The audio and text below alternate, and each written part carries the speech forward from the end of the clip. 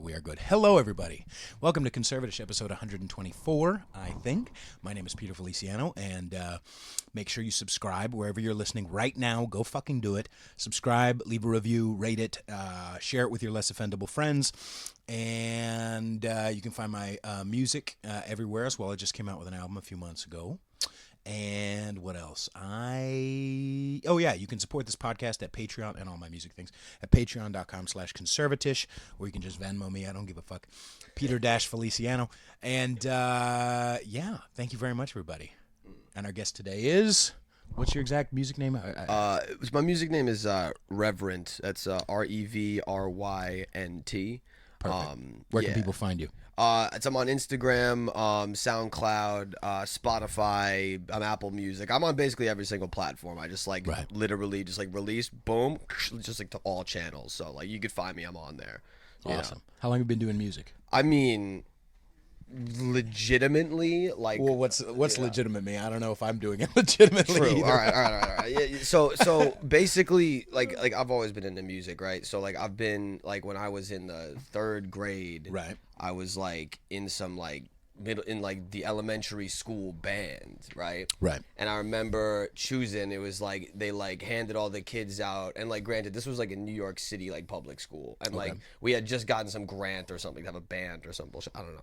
So we got a sheet of paper, and it was saxophone, clarinet, right. flute, and all that shit, right. And then it was rank which one that you want to play, and I saw drums at the bottom. I just put one on drums and just didn't even fuck with anything else. I ain't playing no flute. Hey, I play alto saxophone. Right now, right. But as an adult, you look back and you're damn, that would be pretty fly. But when you're a kid, right. the kid logic comes in, right. You're not gonna be some flute boy. You no, know what I'm saying? It was smart. It was survival. Yeah. At that point. Yeah. Yeah. But when you're in your 30s playing piano, yeah. Damn, dude. Yeah. Facts. G. Macking shit. Yes. Fucking jump into Careless Whisper with a quick. Mm-hmm. Yes. That would be amazing with a sax. Yeah, man.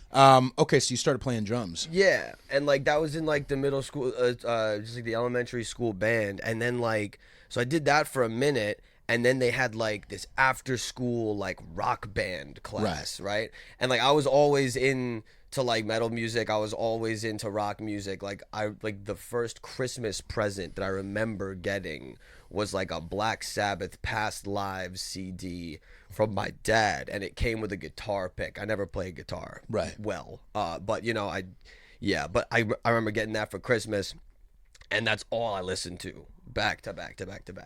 And then technology, right? I put the CD into my computer, ripped it, put it on the Windows, it's a media player, right? And then I started to build a library of music, right. This was when you're younger than me, so this was Napster kind of. You were kind of into that ripping and burning CDs. Yeah. And stuff. I'm 27 tomorrow, actually. So awesome. So then that would be So this was right around, I'd say 2000. Right. 2001. Right. This is when that was big. Yeah. And then I remember the iPod was dropping, and the big thing was it holds 1,000 songs. Mm-hmm. And I was damn, I gotta get 1,000 songs. You know what I'm saying? Mm-hmm. And that's what it was about. Mm-hmm. But then LimeWire came out, and then I just started pirating mad shit. I'd be pirating all the shit. I'm just and then look at just to pause you. Looking back on that, isn't it? By the way, that fucking thing looks like me. Oh my god, that looks like me. Yeah, it's like a large, hefty fish. Yeah, is that what that is? That's actually crazy. No, that's no, that's actually fucking me up. Yo, you could have that. I'm not joking. So you can straight up have that. Dude. God damn it! I will put a picture. I will superimpose a picture. If Dude, you're listening to this with that on iTunes or Spotify, go watch it on YouTube, because this is fucking. Good Lord, I look like that. Anyway, continue. Yeah. You have that on T-shirts? Yeah, man. What the hell? Yeah. Oh, is it yours? Is it your logo? Well, it's more or less. It's the very, very long story short is so. One of my businesses, within that industry, there was this company that their whole business model was we will say that you're good, basically. And then their whole thing was all right, we'll make chapters with in like t-shirts for you, but like we're a clothing brand. It was like a fucking weird niche promotional, business model. promotional type of. Yeah, but like it was like some weird like West Coast like kind of gang culture thing, but legitimate, which is why it's on a bandana. Right. It's weird. Like They're like the whole they're thing like was weird. like gangster influencer. Yeah, it Okay. was stupid. All right. Just like to be That's their blunt. logo. Yeah. Okay, yeah. interesting. Yeah, but anyway, just like back to music real quick. It's like I was always into like metal music and rock music and Right. stuff. I joined the rock band, the after school rock band, and then did that like 4th and 5th grade, and then come 6th grade, we all went to middle school, and that was like a completely different freaking bag of tricks. Like that, was nuts. So then we were like, we're just gonna do this on our own. Right. So me and my friends, we just like played. And then like eventually, like within a couple of years, we were like playing gigs at like the Don Hills, basically. I don't know where the fuck that is. I don't know where. I So just like moved Don here. Hills is like So like Don Hills is like a club down in Soho. Okay. We played at the Knitting Factory. I've heard of that. We played at like a bunch of different places. Like we And it played. was metal or No, it was like rock music. It was like more rock. Yeah, because like I didn't have a double pedal kit. The guy that was playing guitar with me was kind of one of those people who was like too cool for metal, basically. But like we rocked, man. It was a lot of fun. It was like more punk, if anything. Okay, power chords. Yeah, just like playing like children's stuff, you know. right. And but like we had a Silverchair. blast. Yeah, and then my rhythm guitarist, his parents owned the oldest bar in they previously owned, but they had owned like the oldest bar in Williamsburg. It was this place called it was called like Teddy's Bar and Grill. It was on Berry Street. It's right off of Bedford Avenue, and they like let us play at the bar, and like. We were playing in this like pretty dope like landmark bar like in fucking Williamsburg, and like all the parents came down and shit. Like it was fun. It was a fun time, and we had a fun time. And then like so then my main thing in life, and like my dad's a guitarist like forever. Like my main thing in life was like I'm gonna like be a drummer, right? And then that's not really what happened. But like I was trying to get into like music school and shit. But like drugs and alcohol kind of took over my life, and like I was not doing well in school. I would play good, but I wasn't doing well in school. And I remember going to the auditions at LaGuardia, and I remember nailing the audition. Like the guy was like they're not supposed to show like any emotion. Audition for what? So like LaGuardia here. Oh fuck! I keep forgetting that like you're not from here. So basically, like in New York. Like if you like you start young, right? So like in high school you want to get into like these specialized high schools, right? And LaGuardia is like the music school, right? Oh, okay. That's like where like Nicki Minaj went and shit. Okay. And like Much good it did her. Yeah, facts. yeah, right. But yeah, it's like I didn't get in there, but I remember nailing the audition, and like my grades just weren't there, so I just didn't get in. And then like I just ended up like pretty much not really going to high school, right? And then didn't touch music for a minute. Yeah, and then eventually. But okay, so I remember you telling stories about doing like I literally listened to Precious Jerusalem on the way out here from Blind Guardian in preparation. Yeah, love that shit, dude. Nobody. It's so douchey. I've talked about it a couple of times, just once or twice on the show. And I'm 124 episodes in. Blind Guardian and shit like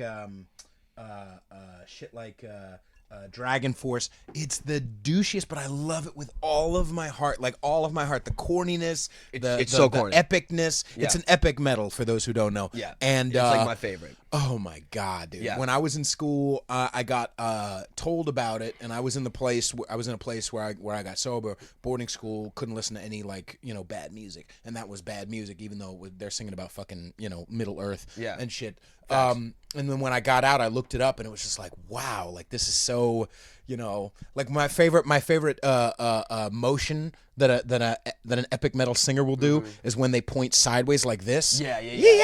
Like that's it's so good. The fucking the of it all. the guys from the guys from this German band called Freedom Call do that. I haven't heard him, but I love that fucking stupid name. Yeah, it's like God damn so it. stupid. They're like Freedom Call. and they're like, "Hello, we are Freedom Call. Exactly. We play heavy metal. Right. Freedom Call." And I'm Right. just like, "This is great, dude." Like, you know. Yeah, like and, that 3 inches of blood type of shit I sent you the other day. And or like the, they're like super melodic. the Book of Heavy Metal. Yeah, that's so good. Oh my god. You don't know the Yeah, book? yeah, I of course. can't remember that Yeah, of course. fucking band's name. In the Book of Heavy Metal. Yeah, I swear to God, I was listening to that literally 3 days ago. Like literally 3 days. That entire album is just like a bunch of cringe, but Yeah, like it is. I love fucking it. Yo, It's so special in my heart, no, dude. the best thing is because that stuff gets me in the zone, and like I've always been into that, right? What So, kind like, of zone? Like when you're getting ready to like fuck, or when you're getting ready to like create, just or basically like everything. Like I'm like so like that type of music is probably going in my headphones. I'd say like 80% of the time. Wow. Just like Okay. straight up like 80% of the time. Like I just like to live my life in some just manner in my head. If like if that makes any sense. Like it sounds do you so listen stupid. to ready? Yeah. Manowar. Oh yeah. Yeah. Oh yeah. Oh yeah. Of course.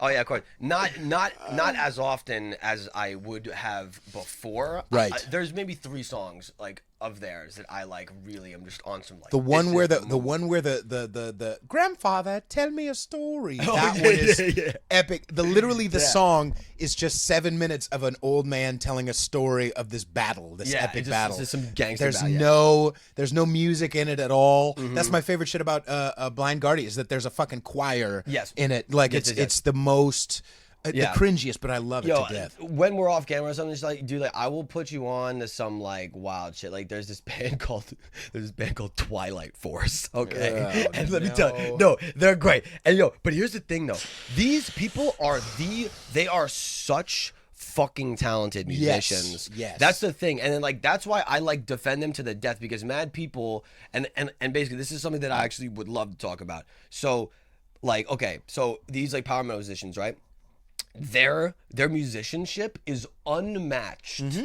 Unmatched in my opinion. You see basically, so it's as a drummer, like as somebody and as somebody who has studied like basic music theory and has like been around for like a little bit, Right. is like, you know, like you can see that and you're like, that's fucking hard. Yeah. That's difficult. Dragon Force alone is Yeah. how I mean, yes, it's the same song over and over. Yes, but it's a great fucking track, and their technicality. Like, how the fuck do you remember that many solos? For sure. It's nuts. unbelievable. And yo, straight up, I'm gonna fucking set this straight. All right, this is serious. So people are always like, oh, Dragon Force speeds up their stuff and like they're more like Studio Force, and I'm just like, motherfucker, I've seen these dudes live like 7 times. Wow. Like I am front row. Like I pissed next to Sam Topman at the fucking St. Vitus bar, and like let me tell you, that shit is not fake. It is completely legit. Like I've seen, and like, okay, fine. Yeah. So when they're playing live, they're drunk a little bit. It's like kind of sloppy sometimes, but like it's legit. Is there moshing at a fucking Dragon Force show? It depends on the crowd. That's what bothers me, man. When it gets like, I went to see Fishbone once, and we're opening up for Primus, and I've seen Fishbone and Primus many times. And when Fishbone was opening up for Primus in Santa Cruz, I think it was like 2014. I'm trying to like mosh and have fun, and all the kids are like, "Oh no, we're saving it for Primus." Fuck you, man. Yeah, if you're not dumb. moshing, That's or you're dumb. doing that karate hardcore dancing, Dude, I was fuck just you about in your to get mouth, into that. dude. Yo, fuck you in your mouth. Fuck you in your mouth. I was just about to get in that. There's like 3 different. I'd say maybe 4, but there's probably like there's technically infinity, but the main 3 types of moshing that I've noticed, witnessed, and like been a part of is basically, dude, you got the kung fu dudes that are on some like fucking kung fu shit, right? Then you got circle and skank pits, which I get down with because I like ska music. Sure. And then you have like these mosh pits that are like kind of like Rageful? everybody's but like Animal. yeah, and like okay, so basically they'll like have like they're like fucking like their arms around each other, everybody's like jumping around like headbanging at the same time, Right. but like nobody's trying to hurt anybody. No. But it's just but like that's the kind of pits that I get when I'm at like a Sabaton show or like a Dragon Force show or like something like that. Like everybody's just like headbanging together, Okay, and like people okay. like hugging each other and shit. Okay. It's like pretty dope. Right. And then I went to it was one of the last music festivals they had at Webster Hall pre-renovation. It was the Summer Slaughter tour. Okay. And it was just a bunch of like grindcore, fucking like death metal, like like bands. Okay. That's an entirely different scene like of metal. Like metal is the most diverse music genre by a long shot. I will put a fucking caveat in there that sometimes it's nerdy cunts who like, no, that's not exactly this metal, and that's not exactly fucking stop. Yeah, You know what I mean? yeah. No, But what's exactly definition on the whole grindcore? What is that? Grindcore. So like okay, like I know death metal would be like a Marduk. Yeah. Or those death. Yeah. Yeah, but like I mean here's the thing.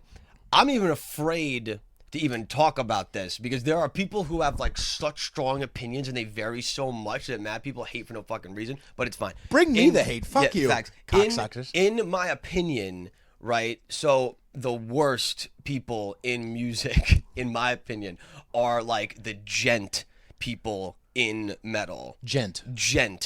It's like it's like gent. That's like basically what it is. Like gent. Okay. And so the first gent band that comes to mind is this band called Animals as Leaders, and they are amazing. Oh, okay. Yeah, all right. with my Tosin friend, Abasi. my brother, who's a drummer, his name is Will actually nice. as well, and he keeps sending me. He sent the Brain Dance to me. It seems much more like not so much metal. It seems more like jazz. Infused metal. Yeah, continue. It's great. It's gent. Like it's just dope. It's like super technical. Like a lot of like a lot of energy, like a lot of really good skill in there. Like Tosin Abasi is like insane. He's the guitar player. He's fucking sick. Okay. But people in gent are like so that's not good because it's popular, and like that's like basically it's like across the boards with everything. And I don't know much about gent, but then I'll take like like black metal as well. Like there are people who are quote unquote so black metal Right. that they literally just become shut-ins. Right. They are so black metal that they cannot play music or produce music with anybody else except themselves. Right. So they will make black metal with themselves in their friggin' like forest huts in Norway, release an album, and then kill themselves. It's like, we get it. Like, you know what I'm saying? It's like, which is just douchebaggery. It's self-centered dude. shit. It's like this is how what's a good example of that? But that's you can't hate them for their commitment, but I think it's commitment to how they're viewed. It's not a commitment to like legit ass shit. It's not a commitment to giving us anything or whatever. And a lot of times people will kill themselves and will have wasted their time anyway. Yeah. A lot of times, like, this soul, like Brian fucking Wilson. Like, I'm going to spend all this time to create this thing. Fucking Guns N' Roses. I never heard Chinese Democracy, but I know it's not worth 20 fucking years of like, making sure everything's perfect. Fuck you, dude. Yeah. Just fucking... Yeah, stop it. Just welcome me to the jungle. You know, don't facts. give me this shit. Yeah, you know facts, what I mean? Anyway, basically, dude, so there's this band, this black metal band called Mayhem, right? And they were like, back in the day, they were like burning churches and all this crazy shit. That's the like, documentary, right? Yeah, straight up in the name, like in like just like the name of black metal. The guy fucking shoots himself. Homie walks into the crib, sees this, takes a shot of it, and then friggin' like that's their album cover. It's just like the dude fucking blew his brains out. He took the pieces of bone, made it into necklaces, and sent it out to. And now, don't get me wrong, pretty fucking cool. But like, but still, it's like, damn, dude, like that's crazy. Right. He was like, I'm so black metal, boom. I'm just like, right, but is the music any damn. fucking good? I mean, I remember listening. No, It's like, I'm sorry, it's not. It's just not good. It's not good enough to die over. No, you know what I mean? dude. You know what's just, another thing too? Just to get I've thought about the three worst groups of people with the three worst musical tastes. Number one, born again Christians from Nebraska or Kansas. Facts. Haven't met a fucking Nickelback song they don't like.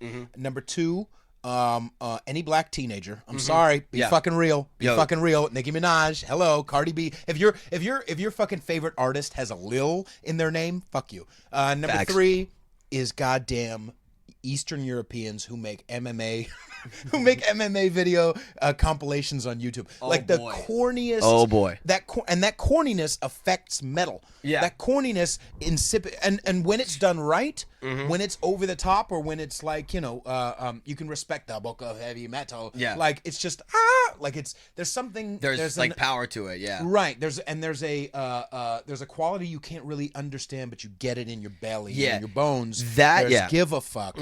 But there's also talent. Yes, you have to have talent. Facts. You have to be creative. That reminds me of like the whole like Monster Energy fucking like 5-finger death punch, like freaking basically, like thing like that. But that's funny because A, I am Eastern European. B, I also train MMA.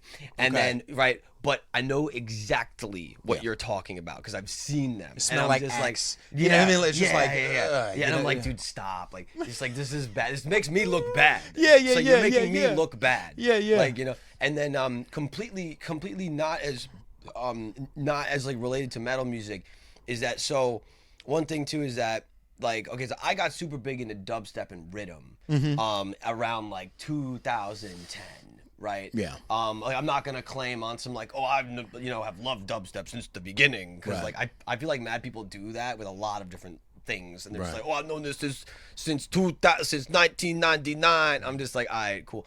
I think most of the mainstream people have left dubstep a long time ago. Yeah. Like there was Skrillex. like they were into Skrillex, and then they just kind of. I love Skrillex. I don't give a fuck. Mad people talk shit, but the fact of the matter is that, dude, in 2010, if you were not at Skrillex at Terminal 5, you were whack as fuck, because that was the illest place. I'm serious. Like when What's I Terminal saw 5? Terminal 5 is a huge music venue. Okay. I'm out in Manhattan, but like that was like the spot. Like I remember when Skrillex announced that he was playing at Terminal 5, everybody and their mother was like, oh my god, this is gonna be amazing. And guess what? It was. It was fucking dope. Okay. And then that year he headlined at Electric Zoo, and that was fucking sick. He was like, he was on like an obelisk, and then like for the drop, obelisk? like some tower. He was on some tower, and like all the lights were going. Okay. And then like the drop for Reptile happens, and then the obelisk like morphs into like a spaceship. And I'm like sitting there, and I'm just like, holy shit. Were you sober at the time, or were you? Yeah. And I was just like, holy fuck. I was just like, watching this, crazy. And like the thing is that, so dubstep is kind of like electronic metal. Right. I can hear that. And like, just like straight up, like in like terms of pure composition, like the sounds are different, but in terms of like composition wise, drops, breakdowns, like it's all very, very similar. Right. And like that's why, so like when I first heard it, I was like, damn, this shit is lit. And I loved it, How soon after that did you start making dubstep? It's funny. Long time, like long time. It took me a while to kind of get the courage. I don't want to use the word courage, but it was like I'm a drummer in a metal band. Like I like play drums, like But I've always liked computers. I've never been. I just kind of sectioned off producing in my mind as something like, oh, I just don't do that. It's just like not for me. It's just not my thing. And then I got super bored recently, like maybe like 8 months ago, and like I like literally was like, all right, I'm gonna just learn how to do this. Yeah. So I like downloaded the software. What do you use? I use right now. I'm gonna use FL Studios. I've heard and good things about that. Yeah, like it's cool, and like that's another thing too. Like basically, like the people in the dubstep scene, there's like a bunch of people that are like, oh, like you don't use Ableton, oh, that's fucking whack, and like But like one thing too is that a lot of these people that talk wild shit, they don't have EPs out, bro. Right. They don't have any tracks out. They're like, man, you should have raised the mid levels in the bass. I'm just like, yo, bro, where's your music at? Right. Where's your the fans music in at? the stands giving the players a hard time on the field. Yeah, it's like, dude, I didn't like that transition you made at the last song. I'd be like, dude, like, where's your DJ deck? I don't see you playing on stage. Right. Like, fucking die. Like, it's just so annoying. There's a lot that happens in every genre and every part in every part of life. I think it takes a specific. Don't get me wrong. There's a lot of really twisted artists who will never like get spiritually or mentally, emotionally better. But I think it takes a certain type of emotional intelligence to handle the fucking risk. Of making music and supporting yourself, or making comedy and supporting yourself, and doing that. It's hard. Balance. It's fucking. It's ridiculous. Hard. It's scary because it's work. Yeah, it's work. And look, like for me, like full disclosure, like I very much so care about what people think about me. Sure. Very much so. Like I'm human, and like I Right. feel like anybody that like tries to pull off the I don't give a fuck like thing is like, I'm like sure there's like various degrees, but I don't fucking buy it, dude. Right. Like I don't buy it. Like I'm just like, it's, okay, so you're a sociopath? Like that's not Right, cool. right. Like you know what I'm saying? Like That's not just your. fucking cool. That's that person's stilo. Their stilo is I'm gonna be the guy who doesn't care. Yeah, like no. that's my. And okay, so like, don't get me wrong. If I like, so if I release something and like 1, 2, 5, 10, 50 people say like, oh, like you suck, like go die, I'm like, all right, cool, like fine.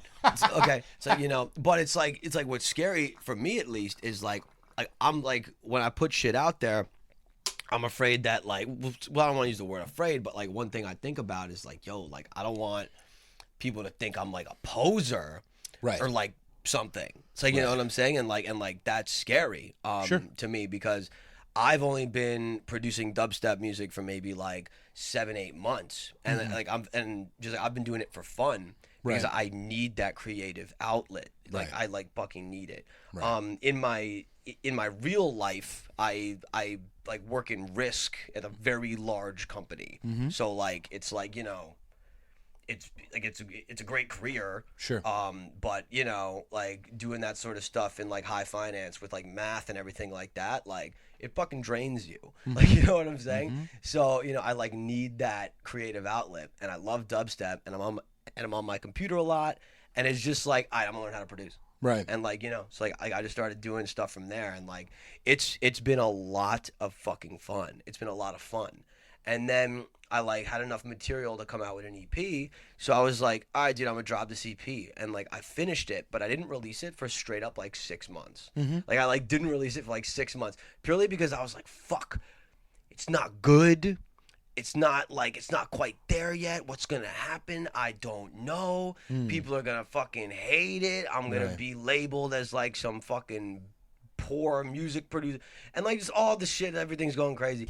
And then in like a random bout of confidence, I was just like, fuck it, boom, and I just like submitted it, and you know, like nothing's happened. So like, it's great, you know? Yeah.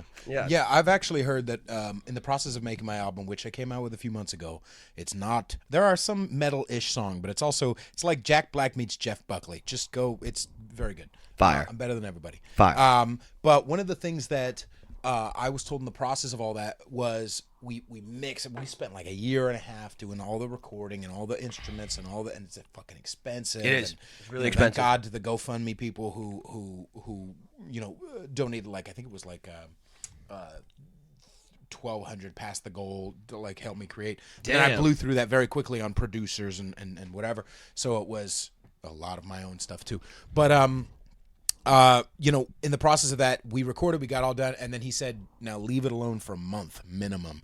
Now don't fucking even listen to the tracks, don't even whatever, and then come back to it with fresh ears. And that's what I did, and it really helped. You know? yeah. And then at a certain point, what also happens, and I don't know if this is everybody's experience, but what happened for me is after coming back and listening to it, I'm like, oh, this is good. Oh, this is really good. And then I could not stop myself. Or no, let me rephrase that.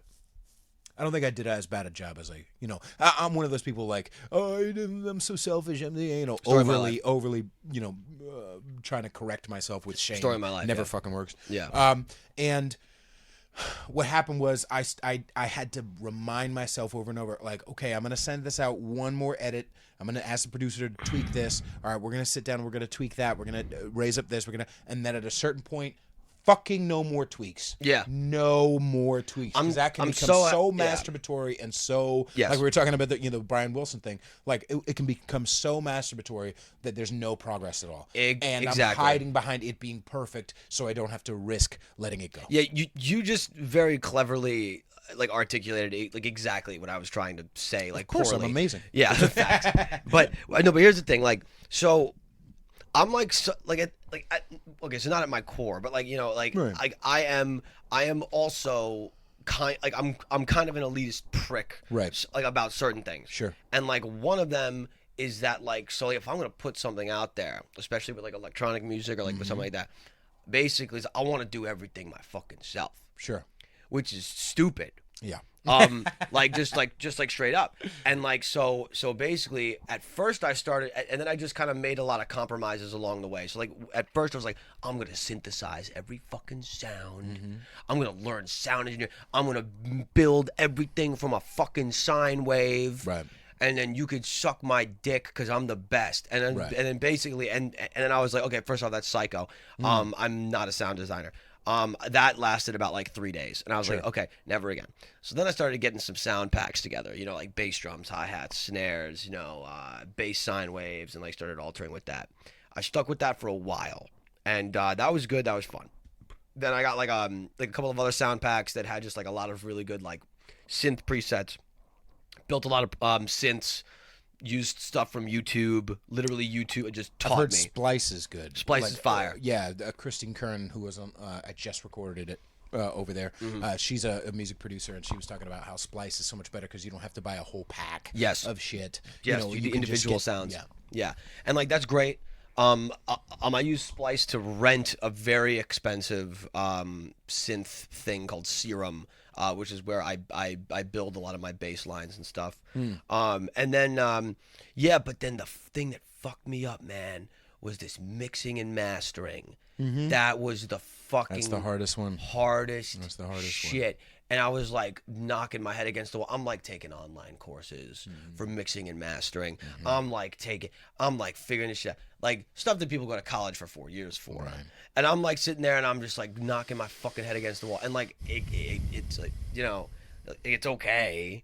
Like, you know what I'm saying? Yeah. And then I just was like, screw this. And I just hired somebody. Right. Like I like paid somebody on Fiverr like $30 to just like, you know, clean it all. I'm just like, here, bro, just clean this shit up. Boom, done. And it was great. Like, it was just great. It was just great. You'd be dude. surprised. Yeah. It was just fucking great. I've been doing a lot of that, thinking about what I want to do as far as incorporating a day job into my career and vice versa. Because I've got very specific goals in mind when it comes to my career, but you know, when it comes to my fucking day job, I'm at a loss because everything kind of blows ass as far as what my training is so far. Yes. One of the things was to learn how to be an audio engineer for, you know, NBC or for podcasts or for Sirius or whatever, and be a Pro Tools or a, you know, whatever, Ableton or whatever. It's be hard. that guy. Currently I use Audacity and I don't like it. But I also don't know what to. I mean, there's more I could like learn from it, you know. And I have the gumption, but I think, you know, also a friend I reached out to, Gowan Matthews, who produced the album. A fucking amazing job. He's if you're in the Bay Area, go to Gowan Matthews, Gawain. He's a fucking assassin, and he plays bass on the album, and he plays lead guitar on the album, and he plays fucking he played like literally 10 instruments on the thing. That's efficiently and amazing, and was like, oh, you know what, this would sound great with, and then just watching him talk to me while he's using his feet to click and like the mouse here, like he's amazing. Nice. Worth every penny and then some. And he said, why don't you just go look up this stuff on Pro Tools or on YouTube?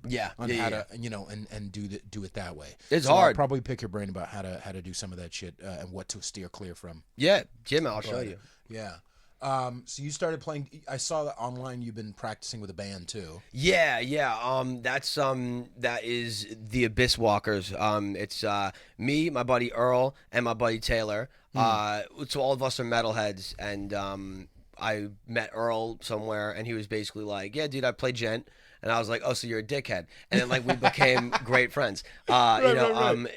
Taylor is a classically trained blues guitar player, but he loves metal music too. Okay. So I was like, "Perfect, you're in." And me and Taylor have been fucking best friends since the day he fucking moved into New City. I'm in New York City. Well, actually, he was here for like maybe like 15 to 17 days, and then we became friends. But still. So and then basically they told me, they're like, dude, finding a metal drummer is damn near impossible. Yeah, dude. So like it's a wrap, and like we've been playing on and off now for a while. And then we formed the Abyss Walkers, and basically we have this one song right now that we're working on. It's called Boneless Pizza. Okay. And it's that's just like a tentative name. Yeah. It's named after a meme that has like been stuck in my brain for like 4 months. Yeah, and then so we've been doing that a lot, and like that's been a lot of fucking fun. we're very far away from releasing anything. Sure. But we will have something out eventually, and I'm excited for that. Cool. Yeah, that's gonna be sick. You know who does not, from what I've seen, who only is a studio band, besides their lyrics are corny as fuck, is Bone of Osiris. Yeah. There's a lot of those, Yeah. like prog, which are like, when you listen to the record, you're like, I wow, was Bone of wow, wow, yeah. wow. And then you see, like, even clips of them online, and you're just like, ooh, what are you Yeah, doing? for certain. What are you fucking doing? I have a Born of Osiris shirt in my fucking dresser. I saw them live, and like literally, yo, I was dying. I wish that like a video of this existed. I'm like sitting there, and this was years ago. But I was still in fucking school for chemistry. Right. I was still, it was like a long ass time ago. My homegirl Alexis, who I've been friends with for years and years, she was like, "Oh, dude, we're gonna go see Born of Osiris and fucking After the Burial." And I'm like, okay. And like I like have heard of those bands before, but I just kind of wrote them off as like prick like New Jersey shit.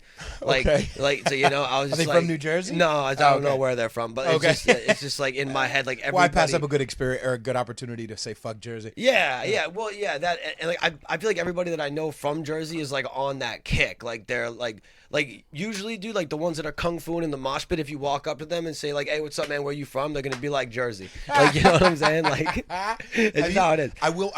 Have you heard of Invalids? I've heard of the term Invalids. Okay, Invalids is a band. They're math rock. Okay. Which normally I'd be like, you fucking whatever. I have heard of this, and I think you told me about. Oh, okay. Did I send you any tracks yet? No. Anyway, fucking phenomenal. Also from Jersey. Yeah. But fucking phenomenal. I've talked certain. about them on the show. I've told them that I want to fucking do shows with them. Yeah. They're very. I think they're more kind of busy doing, getting ready to lay down some tracks for a new album. Nice. But yeah, they're amazing. At the same time, For sure. it has to be. It's a delicate fucking balance. It is. Because It is. when you are a kid who's been growing up in jazz or whatever, like one of their hashtags, one of their big things is defend 4/4. Like, Yeah, it's facts. okay to do 4/4. It is. Like you don't have to do 58-3 or whatever. You know, Yeah. you don't have to do 11-7. Yeah. Me and Taylor, we have one song that's in 5/4. Right. And it's like a kind of like a jazzy kind of thing. Yeah. But like, basically it's like I see that on YouTube all the time. Like there are these people nowadays that are just like on some next level shit. They're like how to play in 16/8 or like Right. in like 13/9. I'm Right. just like, first off, it sounds bad. Right. Okay, it just sounds bad. And then like it's like You're literally just showing us that you can mentally count in your head. Yay, good Yeah, for yeah. you. Very Fuck nice. you. It needs to be entertaining too. You Yeah. can't just it's just jerking off like look at how cool my cock looks. Like just fucking play, make us happy. Like don't be like but it is a delicate balance. There's the overly simple and then there's the overly complicated. And it is a nice, I think Invalids is a good one. You know who's another one that I've been alternately a fan of and also a little bored by is Mastodon. Mastodon is another one of those. Yeah, Mastodon's cool. I've seen them twice, and both times, well, the first time it was like nobody's moshing the entire fucking show because they're only playing their new album, and it's just like nobody's like, and then they finally play Blood and Thunder, and we all run in and mosh. And then I saw them at the Greek in Berkeley, opening for Primus actually, and it was good. It was a good fun. It was good mosh. But like the same thing goes where it's like, look at this cool guitar solo. Okay, that's great. Yeah. But you also have to. I mean, this is a live show. Connect to me, motherfucker. Yeah. You know what I mean? It's funny that you say that because I feel like out of all, okay, so you do got things on the two spectrums, right? Just like you said, you got things that are super, super complicated and you got things that are super, super basic and simple. There are more world famous simpleton ass bands than there are super complex bands. Sure. Look at the fucking Ramones. Like you know what I'm saying? Their entire career was built upon 4 chords. Like you know what I'm saying? And it's great. It's fucking awesome. And Rage it's fun. Against the Machine, I feel the same way. Yeah, Like dude. it's the same song over and over, but it's a great song. Yeah, But it's a, exactly. And Tom Morello, he didn't get too complicated, but he got unique. His shit was unique in my But opinion. just by pedals, right? I mean, There's some weird stuff. He's not like some like weird like guitar sound. Yeah, I hate it when like genius. Guitar World magazine makes a fucking look at how great Tom Morello is. It's like, all right, so you were the first person to be famous and then fucking make a buzz sound on that fucking thing. Like, great, like congratulations. Yo, and not here's just the that, thing. but can you get off the fucking politics for one song in 25 years of your career? Can you make one song that is about love or something else? Can you play one other emotional note, you fucking douche? Yeah, dude, it's fucking stupid. It's like, dude, all the buzz sounds and stuff with the cable. Like, dude, when I was 7 years old, I put a plugged-in amp cable in my fucking urethra. Yeah. And it sounded like... You sounded. It was like you sounded from. like, have you heard of like, sounding? like, That's what sounding is, where you put the sound, the right inside, and then you hit the fork while it's in your urethra. Yeah, that's dope. I've never done. Have you really done it? No, I've never done that. Come on, man. Sounds cool. All right. Yeah. But there's also the guys who splay open their urethra. It almost looks like a hot dog when you split it down the middle and then fry it. Have you seen okay, so have you seen like the video? Like of that? No, there's a video for sure. No, like no, it is the fucking video. All right, like Blue Waffle or something close like that. to it. Yes, it's called Kids in the Sandbox. Kids in the Sandbox. Oh no, everybody. I think I've heard of this. Okay, and like literally, bro, dildo in dick, split dick, banana action, bro. It's fucked. It probably feels amazing. That's what's so scary, dude. But you can't like sew your dick back up. Like there's a lot that once you go back, it's almost like girls losing their. Sometimes girls will lose sensation in nipples or when getting pierced. That's wild, dude. It's fucking crazy, scary, dude. Yeah, man. But yo, what the fuck was I gonna say? I was gonna tell you something about fucking. I forgot. But the technical versus the simple. Yeah. I was talking about Rage Against the Machine. Yeah. Like there's that, and so and finding that balance. One of the bands that I've found that it is the perfect fucking balance between technicalities and like simple shit. There's this band called Sabaton, and Sabaton is my favorite band. And I know that like it's like hard to be like, oh, this is my favorite band, you know. Right. Basically, I got a top 5. No, they are my favorite band. Okay. By a long shot stretch, they are amazing, and they have the perfect blend of like melodics, solos, great riffs. They're all super fucking talented. Their showmanship is bar none amazing. They have the greatest live performances I have ever seen. They are incredible. They're all from Sweden, and they're fucking dope. Yeah. And like they are so fucking dope. And then they're like some power metal band, right? So they're like just nice dudes. They're just like super talented. Right. In Sweden, they are so well known. In Sweden, they're like they're like renowned as like heroes. Like they like endorse children's books. They like go to schools and like read books to kids. It's like Lord. A thing. Like they're fucking saints. I love them. I mean, of course, there's only like 7 people in Sweden. Yeah, but that's cool. All right, I'll look them up. Yeah, no, they're phenomenal. Like I will. Yeah, like they're really fucking good. Yeah. So like I have been obsessed with them for a minute. And how do you process new stuff? For me, most of the new music I come across is either through recommended YouTube or really like my brother or a friend. Yeah, like will send me. Like my brother was the one who sent me Pogo. You ever heard of Pogo? A remix artist who's done stuff for. I mean, like he's the only remix artist that I actually give a fuck at all about. Everybody else, I'm like, you're just like being a douche. He takes snippets of Snow White. He takes snippets of different, and he'll create his own music with other people's music / Foley effects from a movie or dialogue, and he'll just snip it all together and make its own fucking thing. And he sometimes puts a video to it, but often he just does his own thing. And it's sometimes it'll be a completely like I said, Snow White. It'll be all effects and music and dialogue from a movie, and it'll be that specific movie's song. That's pretty cool. He'll do also, but he's fucking phenomenal. He's done stuff for, he's gotten to the level of doing stuff for Pixar, doing stuff for, they've literally reached out to him and asked him to do, a remix of Up for Pixar, or things like that. He's really, really. There's two things that happen when you're successful both in business or in music, or both in business and in music. If you are contacted by Disney, you win. Like if you are contacted by any like form of like fucking like any like that, but then basically it's any like oil money, like Right. you win. Right. And like same thing with like tobacco industry stuff. Those okay, so three. So those three industries. If you are like, you know, like any of those, Disney, the oil money, or tobacco money, you're good. Like you win. Like you know what I'm saying? Just like straight up. Like that's just how it is. So if he's doing stuff for Pixar, which is Disney, then that's great. Like Yeah, that's like you win. I'll like send you know. him some stuff. Please. We'll have to start. I think we have like 6 more minutes or so. Okay. I wanted to talk to you about the tobacco industry. Well, if you're willing to say that. Okay. So you started a business. Yes. What was the process of that? Oh boy, this is a long one. So there's a couple of I'm featured in like multiple magazines, like talking like about this.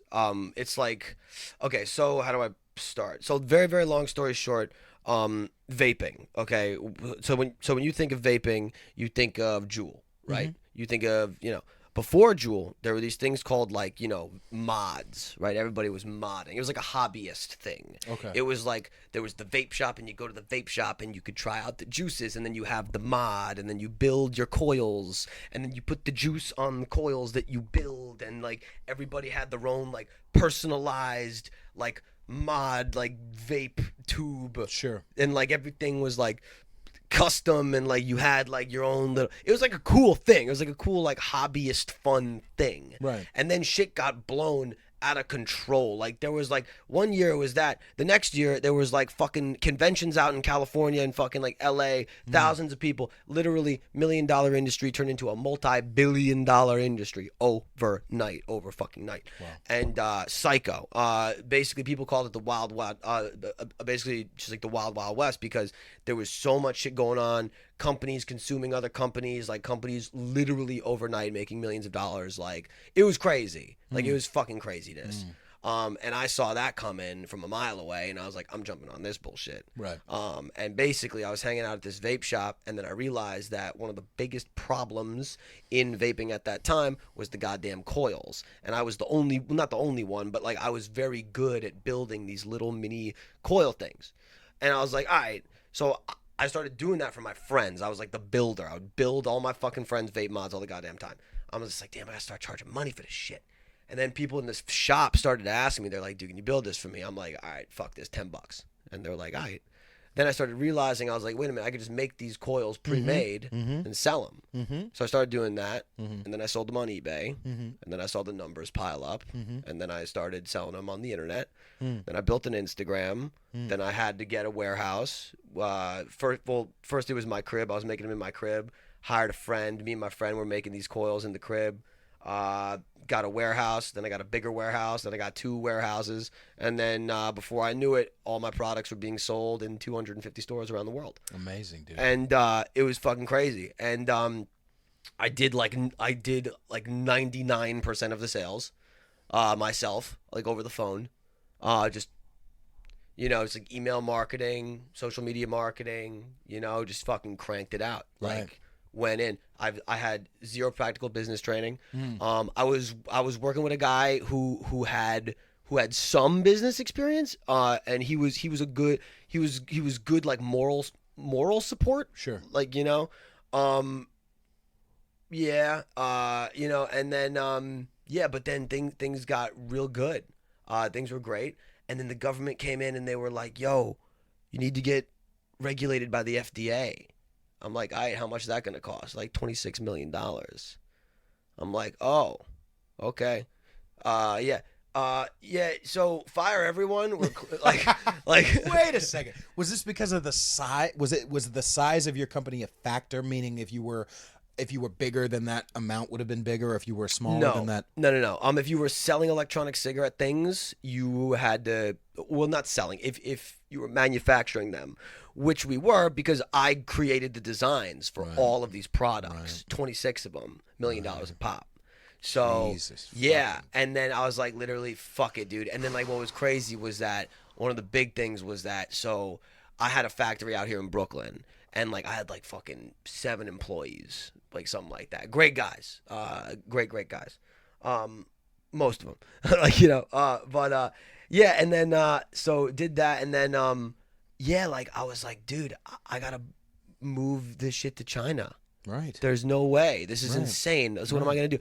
I'm paying like 7 to 9 people above minimum wage. I'm buying everybody lunch. I'm fucking this is like it was expensive. Right. It was like really expensive. And then like I had like a couple of other situations like kind of bleeding me dry, not really doing anything, just kind of sitting there taking my money. Right. And I'm just like, I gotta fucking do something about this. And like I ended up brokering a deal with a manufacturing company out in Shenzhen, and I was working with them, and like that was great because they started building all my shit. I had to teach them. It took months and months, but they started building my stuff for me, and I saved a bunch of money. I was able to shed a lot of costs and really fucking explode from there. But they stole all my designs. They stole every single one of them, and then just fucking sent them out to market. So now there were 2 people that were doing it because originally I was the only one. So there was like hypersaturation with like cheap Chinese knockoffs, and then there was my company. But like they were both the same shit. Just mine had American branding. So Now, even though your manufacturing moved to China, were you still going to have to get stuff cleared by the FDA? yes, yeah. This was before we got that notification. Oh, okay. So like we like moved manufacturing overseas.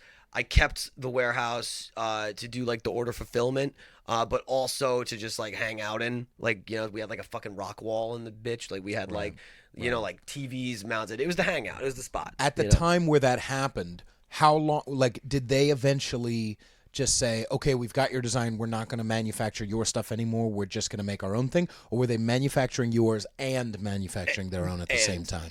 Yeah. But So theirs like, was cheaper. Yeah, theirs was cheaper. But the thing was though is that people still were like about my shit because and then like one thing too is that like we would quality screen everything. So once we would have everything sent in, we weren't just like relabeling it and fucking throwing it out there. Like it was like, yo, like we would get it in, like it would be like 95% done. Like and then we'd be like, okay, cool. Yep, done. Torch, boom. Done, boom. And then like we'd ship it out. And yeah, they would dude, like these like some of these companies that freaking knocked us off, they were getting reckless. Like they were like I remember like ordering a bunch just like because like fuck it. Poor quality trash, like just so we had the right, you know. But I was glad I got out when I did because basically big tobacco companies paid lobbyists to like get these laws passed, and they did, and like in a day, 90% of the vape industry was fucking gone. Was this the one recently where they got rid of a lot of the flavors? No, this was like 5 years ago when basically like if you were making flavors, if you were doing like anything that had to do like if you were making anything that had to do like with electronic cigarettes, you had to be cleared by the FDA, and everything like that. But I was thinking about getting like one product clear, but I would never make my money back. Right. And then like I just had a bunch of personal shit go down. And I was literally just like, I'm out. Like, I'm like done with this bullshit. Right. So I fucking closed shop. I closed everything, and then I went to business school. Right. You know, and like it's been great. We have to fucking.